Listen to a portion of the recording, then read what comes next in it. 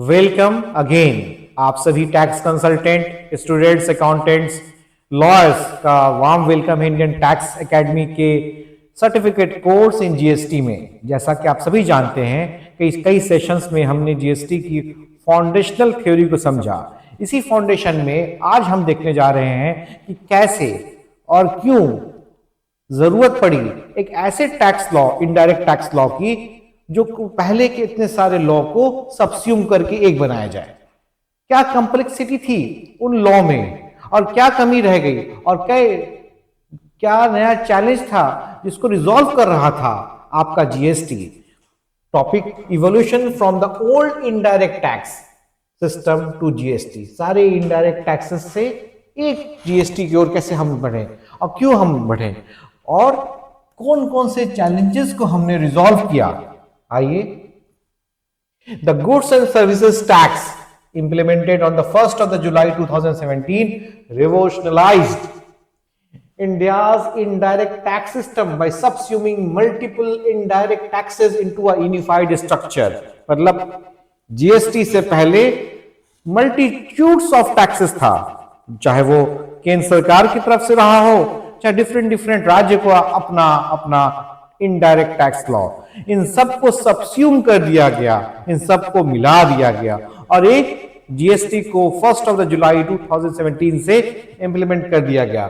This reform was necessitated by the inefficiencies, complexities and cascading effect embedded in the pre-GST tax regime। 1 जुलाई 2017 की पहले से बात हो रही है। क्या इनएफिशिएंसीज थी, क्या कॉम्प्लेक्सिटीज थी और कैसे कैस्केडिंग इफेक्ट पड़ रहा था। कैस्केडिंग इफेक्ट को हम जस्ट 2-3 स्लाइड में समझेंगे। आइए, the pre GST system India involve a multitude of indirect taxes. मतलब डिफरेंट इनडायरेक्ट टैक्सेस, चाहे वो केंद्र सरकार के द्वारा, सेंट्रल गवर्नमेंट के द्वारा या फिर डिफरेंट राज्य सरकार के द्वारा। These taxes were governed by the separate legislation. मतलब अगर केंद्र, मान लीजिए महाराष्ट्र है तो महाराष्ट्र का अपना महाराष्ट्र वैट होगा, बिहार का अपना वैट होगा, बिहार वैट। उसी तरह से अगर केंद्र सरकार का C1, C2 डिफरेंट लॉ है तो सबको अलग अलग लेजिस्लेशन होगा, creating significant administrative and compliances challenges. अभी आप एक टैक्स पेयर के कंसल्टेंट हैं तो आपको कभी महाराष्ट्र में भी फाइलिंग करना होगा वैट, उसका अलग प्रोसीजर, उसकी अलग टाइमलाइन, उसका अलग फॉर्मेट। आपको केंद्र सरकार का 2 अलग अलग टैक्सेस इनडायरेक्ट का, उसमें अलग अलग टाइमलाइन है, उसकी अलग अलग रिक्वायरमेंट है। तो क्या हो रहा था, एक सिग्निफिकेंट बर्डन था गवर्नमेंट पे और टैक्स पेयर के लिए भी। इससे सारे के सारे टैक्स लॉ जो भी उस पर एप्लीकेबल है, अगर कोई एक कंपनी है वो पूरी इंडिया में काम करती है तो हर जगह के लोकल एक्सपर्ट्स को लेके रखिए, तभी तो जाके आप उनके कंप्लायंसेस को पूरा कर पाइएगा। ये बर्डन दोनों के लिए था, गवर्नमेंट के लिए भी था और जो टैक्स पेयर है उनके लिए तो ज्यादा था।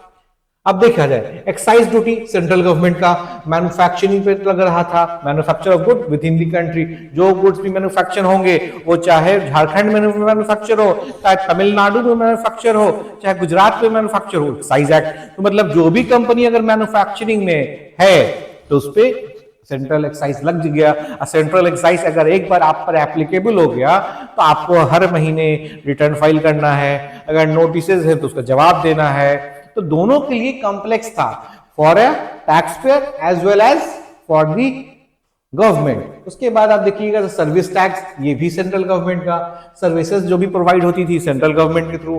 उसके बाद आप आ जाइए sale tax, central sale tax, auto entry tax, luxury tax, entertainment tax, purchase tax. अब ये सारी देखिए, ये सब आपके स्टेट गवर्नमेंट का हो गया, luxury tax, entertainment tax, purchase tax, ये सारा टैक्स जो था। तो हर एक स्टेट का डिफरेंट टैक्स और उस एक्ट में भी कई टैक्स। अगर कोई आदमी उसमें एंटर कर गया, अगर एक सिनेमा थिएटर वाला एंटर कर गया, उसने रजिस्ट्रेशन ले लिया तो लग्जरी, उसको एंटरटेनमेंट टैक्स का भी टैक्स रजिस्ट्रेशन लेना पड़ेगा। अभी उसने कुछ और सर्विस देना शुरू कर दिया तो सर्विस टैक्स का भी। तो कई डिफरेंट एक्ट्स का application at the same time उस टैक्स पेयर पे होने लगा। तो कंप्लायंसेस की संख्या आज अगर जीएसटी में देखिए, आज देखिए तो आप जितने भी टैक्स पेयर हैं, टैक्स पेयर का मतलब बिजनेसमैन, उन्हें कंसल्टेंट अकाउंटेंट चाहिए। अब सोचिए कि प्री जीएसटी रिजीम में कितना मुश्किल होता होगा कंप्लायंसेस करना। Major problems in the old indirect tax system, हमने टेबल वाइज बना के दिया है, समझिए। Old tax system pose several challenges that led to the inefficiencies and discourage economic growth. Here are the key issue. मतलब कहीं ना कहीं जब कंप्लायंसेस ज्यादा होंगे तो टैक्स पेयर, व्यापारी, बिजनेसमैन क्या कोशिश करेंगे, उस नेट से, उस एप्लीकेबिलिटी जो नेट है उससे निकल जाने का। वंस वो निकलने की कोशिश करते हैं तो आपको वैसा नहीं आएगा, रेवेन्यू नहीं आएगा। और जब गवर्नमेंट को रेवेन्यू नहीं आएगा तो कहीं ना कहीं सीधा असर आपके इकोनॉमिक ग्रोथ पे पड़ेगा। तो जो पुराने इनडायरेक्ट टैक्स रिजीम था उसका क्या हो रहा था, कॉम्प्लेक्सिटी की वजह से, उसकी इनएफिशिएंसी की वजह से हमारे इकोनॉमिक ग्रोथ पर भी असर पड़ रहा था। सबसे इंपॉर्टेंट असर क्या हो रहा था, cascading effect of taxes. Taxes way levied on taxes at multiple stage on the supply chain. मतलब जब टैक्स पर टैक्स लग जाए, जैसे कि एग्जांपल, आप रहते हैं गुजरात में, आपने को मैन्युफैक्चर करना है शर्ट्स। आपको क्या मैन्युफैक्चर करना है, गुजरात में तो लीडिंग है शर्ट्स के, और आपने जो कॉटन परचेज किया वो महाराष्ट्र से, ठीक है। अब जब इंटर स्टेट ट्रेड हो गया तो सेंट्रल टैक्स, प्री जीएसटी की बात कर रहे हैं हम लोग, सेंट्रल टैक्स सब एप्लीकेबल हो गया। अभी जब महाराष्ट्र का शर्ट गुजरात में बना और ये सेल कहां होगा, दिल्ली में। अब गुजरात में अलग टैक्सेशन, महाराष्ट्र में अलग टैक्सेशन, दिल्ली में अलग टैक्सेशन। इसका क्रेडिट इसको नहीं मिला, इसका कुछ क्रेडिट इसका नहीं मिला। अगर 400 रुपए का मान लीजिए इसने रॉ मटेरियल लिया और उस पर 40 रुपया टैक्स दिया 10% के हिसाब से, लेकिन ये 40 रुपए का तो ये इसको आईटीसी नहीं मिलेगा, तो इसके कॉस्टिंग में इंक्लूड हो जाएगा। तो ये हो गया इसका रॉ मटेरियल कितने का, 440 का। अब ये 440 का रॉ मटेरियल शर्ट्स में बना। अब ये शर्ट्स जो मैन्युफैक्चर हो रहा है गुजरात में, ये दिल्ली चला गया। अब दिल्ली में गया तो वहां वैट में लेने में, क्रेडिट में दिक्कत है। तो हम लोग जब थोड़ा आगे बढ़ेंगे तो हम लोग देखेंगे कि जीएसटी का वन ऑफ द प्रिंसिपल है seamless flow of input tax credit, input tax credit, seamless flow of ITC. तो गुजरात की इस कंपनी के लिए जो कि शर्ट मैन्युफैक्चर कर रही है, ये महाराष्ट्र का जो कॉटन है इट्स बेसिकली इनपुट, इसके बिना आउटपुट निकाल सकती है।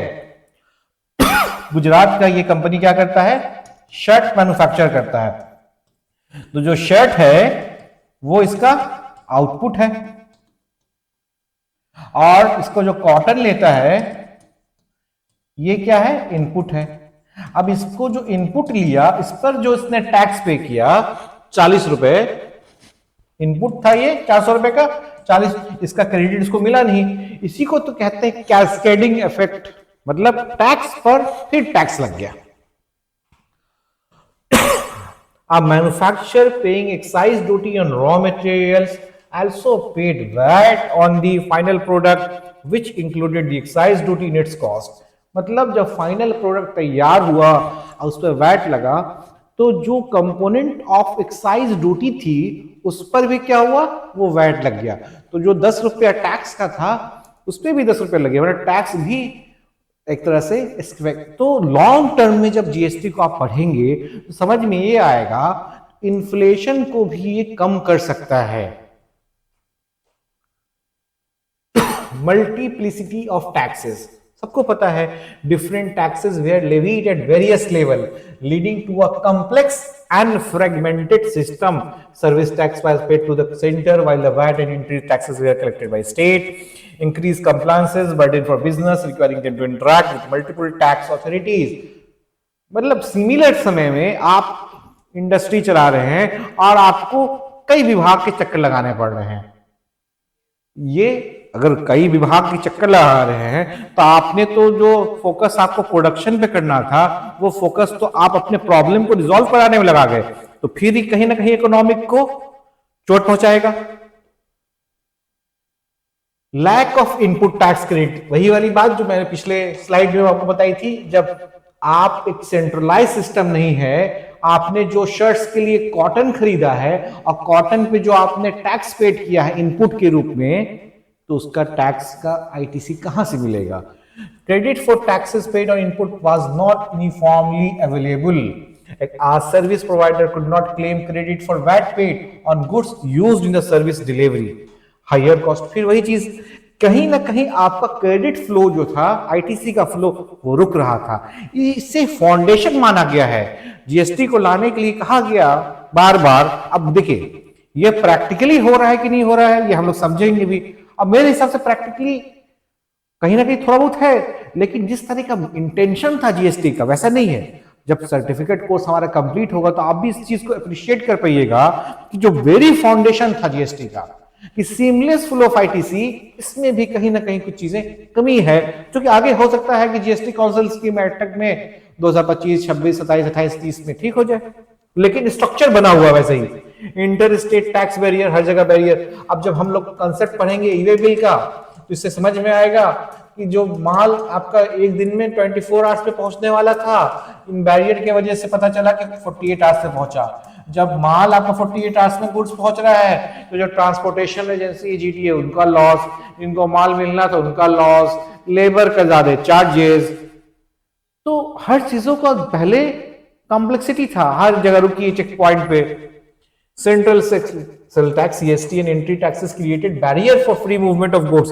Goods moving from Maharashtra to Karnataka attract GST and entry tax, increasing cost, discourage interstate trade, creating artificial market fragmentation. और जहां पे market fragmentation होता है वहां पे स्मगलिंग शुरू हो जाती है.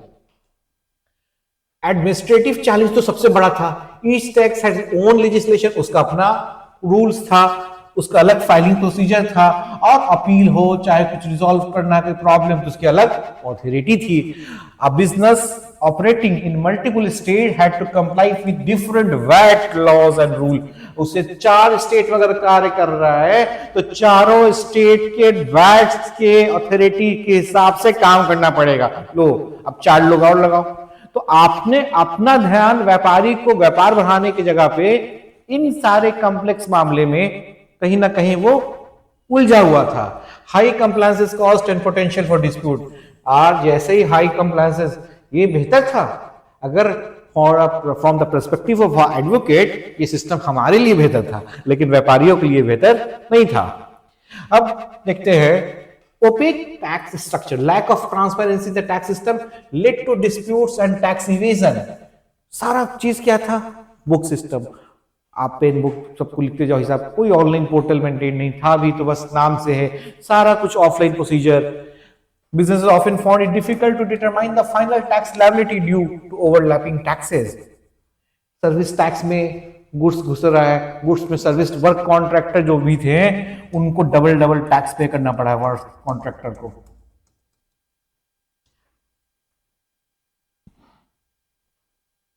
सिनेरियो आप एक समझिए कि एग्जाम्पल से कितना कॉम्प्लेक्स सिस्टम हुआ करता था. फर्नीचर मैन्युफैक्चरर है, कहां का?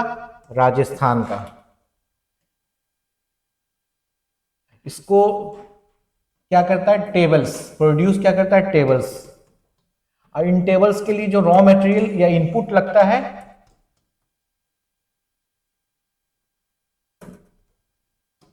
वो इनपुट लाता है वो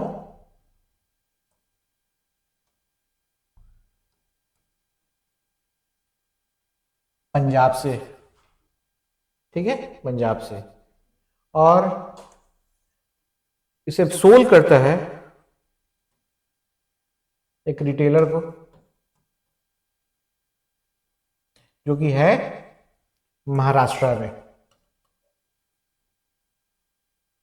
समझ गए? एक मैन्युफैक्चरर है, कहां का? राजस्थान का.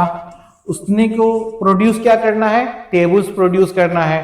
प्रोड्यूस करना है टेबल्स, वुडन टेबल्स. तो उसको रॉ मटेरियल या कह लीजिए अपने लैंग्वेज में इनपुट्स कहां से लाता है? तो ये इनपुट्स लाता है पंजाब से. अभी इसको जब ये रॉ मटेरियल लाता है, यहाँ पे जॉब वर्क करता है, इसके बाद ये फिनिश हो जाता है, तो इसे बेच देता है रिटेलर को जो कि महाराष्ट्र में है. अब क्या क्या होगा आप देखिए. स्टेप परचेज ऑफ वुड, क्या कि 2 स्टेट्स के बीच में ट्रांजैक्शन हुआ है, राजस्थान से Punjab, Punjab to Rajasthan. CST increase input cost as no ITC was available. कोई आईटीसी नहीं मिला, वो इन्वॉल्व हो गया. वो इनपुट के साथ उसका टैक्स भी सड़ गया. कैस्केडिंग इफेक्ट पड़ना शुरू. मैन्युफैक्चरिंग किया, एक्साइज ड्यूटी लग गई, excise duty applied to cost including CST, और ये जो सीएसटी था इसके साथ ऐड हो गया। ट्रांसपोर्ट टू महाराष्ट्र, अब बेचने के लिए महाराष्ट्र भेजेगा, एंट्री टैक्स लेगा Maharashtra government, entry tax further increase the cost. अभी रिटेल सेल होगा कहां, महाराष्ट्र में, इस पे वैट लगेगा, VAT charge on the price which we are already included other taxes. तो जो कस्टमर था, आप और हम जैसे महाराष्ट्रियन कस्टमर जो वो वुडन टेबल लिए, उन्होंने सारा जो बर्डन था वो पे किया। तो आप इस सेशन से ये समझ गए होंगे कि कॉम्प्लेक्सिटी इतना था पुराने लॉ में, और नंबर ऑफ लॉ थे। जब नंबर ऑफ लॉ होगा तो उसके हिसाब से नंबर ऑफ पैरामीटर्स होंगे, चाहे वो पैरामीटर्स रजिस्ट्रेशन के हों, फाइलिंग के हों, अपील प्रोसीजर के हों, इन सबको एक सिस्टम में लाना था, जिस वजह से one nation one tax GST का पूरा इवोल्यूशन होता है। और इस सेशन को हम लोग यहाँ पे एंड कर रहे हैं। कोई भी डाउट अगर हो आपको, तो आप नंबर जो नीचे दिए गए ईमेल पे या फोन नंबर, उस पे आप अपॉइंटमेंट बुक करके अपने क्वेरी या डाउट्स को रिजॉल्व कर लें। Thank you.